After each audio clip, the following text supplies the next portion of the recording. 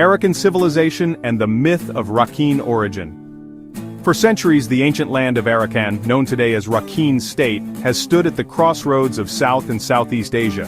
Its geography, bordered by the Bay of Bengal to the west and the Arakan Yoma Mountains to the east, made it a natural bridge between the Indian subcontinent and the Irrawaddy Valley.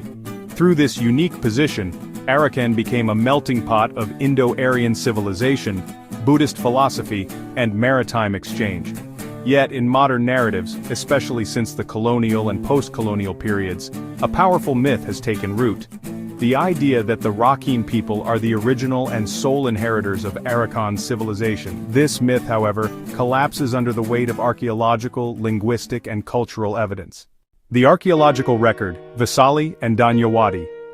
The earliest urban centers of Arakan, Vaisali, and Danyavati, flourished between the 4th and 9th centuries CE.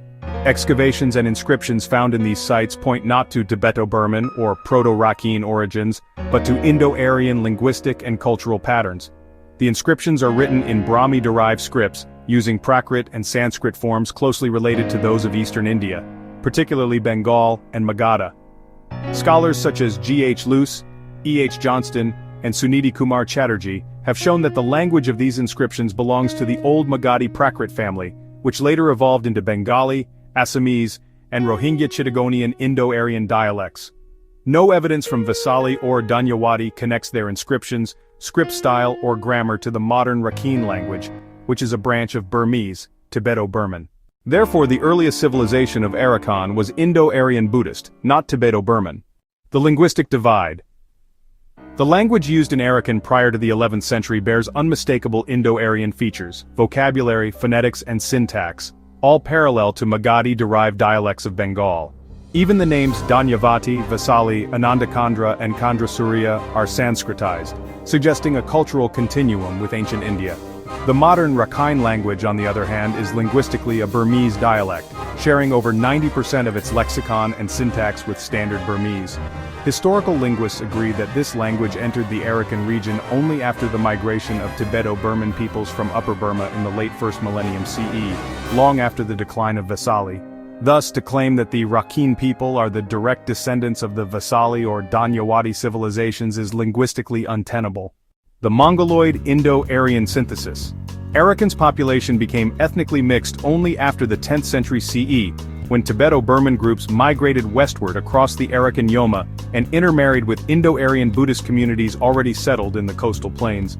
This gradual blending created a hybrid population, known in later chronicles as the Marauk-Yu Arakanese, a people culturally Indianized but linguistically Burmanized. This historical process, however, should not be misread as the birth of a pure Rakhine nation. Rather, it was an ethno-cultural synthesis, the result of centuries of coexistence among Indo-Aryan Buddhists, Hindu settlers, and later Tibeto-Burman migrants. Cultural appropriations and shared symbols. Much of what is today labeled as Rakhine culture originated in Hindu-Buddhist India. The Vyala, lion beast motifs, royal drums, and even wrestling traditions, Kien, have clear South Asian roots.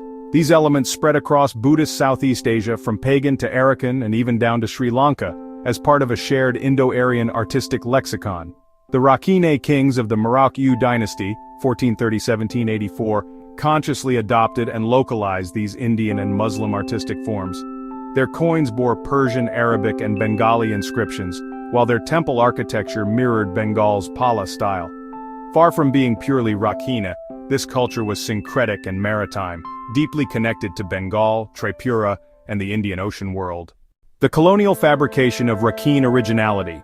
During the British colonial era, ethnographers sought to categorize Burma's peoples through racial typologies. Writers like Fair, Buchanan, and Bernier described the Arakanese as Indo-Tibetan hybrids, a claim that was later inverted by Rakhine nationalists into a myth of racial purity. The idea that the Rakhine were the ancient owners of Arakan, while other groups such as the Rohingya were foreign Bengalis, was born out of this colonial narrative.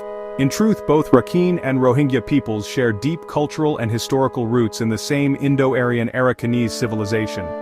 The division between them was politically manufactured, not historically grounded. The Rohingya connection to ancient Arakan. The linguistic, archaeological, and genealogical evidence indicates that the Indo-Aryan-speaking communities of Arakan, the ancestors of today's Rohingya, have existed in the region since at least the Vesali era. Their speech retains numerous Magadhi and Sanskritic elements absent from modern Burmese, yet consistent with the inscriptions of early Arakan. These communities, once Buddhist and later Islamicized through maritime trade, continued to preserve their Indo-Aryan linguistic base. This makes them not outsiders but direct descendants of Arakan's earliest civilization, the same civilization that predated the arrival of Tibeto-Burman groups. Conclusion: reclaiming historical truth. The myth of Rakhine origin seeks to erase the complex multi-ethnic and Indo-Aryan heritage of Arakan. It replaces centuries of coexistence with a narrow exclusionary identity. But the stone inscriptions, linguistic evidence, and cultural artifacts all tell a different story. One of shared civilization, not singular ownership. Arakan was never a closed land of one race or one faith. It was a frontier of cultures: Hindu, Buddhist, Islamic, and Indo-Aryan. The attempt to claim it as ethnically Rakhine alone is not only historically inaccurate but morally and academically dishonest. To understand Arakan is to recognize that its civilization was born from the Indo-Aryan oceanic world, that its heart was multilingual, and that its soul belongs not to one ethnicity, but to all who shaped it. By Rohingya Language and Cultural Research Center, we are proud of being Rohingya, not Bengali.